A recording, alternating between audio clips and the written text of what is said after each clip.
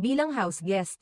Isa na namang exciting na kaganapan ang naganap sa loob ng bahay ni Kuya matapos ipakilala ang kapuso star na si Barbie Forteza bilang pinakabagong celebrity house guest sa pinakabagong season ng Pinoy Big Brother Celebrity Collab Edition. Sa isang post mula sa official social media accounts ng PBB, ibinahagi ang larawan ni Barbie na may bitbit na matamis na ngiti habang papasok sa bahay ni Kuya.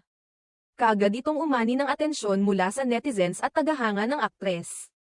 Marami ang natuwa at na-excite na makita ang primetime princess ng GMA Network sa loob ng reality show na kilalang-kilala ng sambayanang Pilipino. Kalakip ng larawan sa post ang caption na, "Ano nga kaya ang magiging ganap ng kapuso primetime princess sa loob ng bahay ni Kuya?" Abangan siya. Agad itong nagdulot ng espekulasyon at excitement sa mga manunood.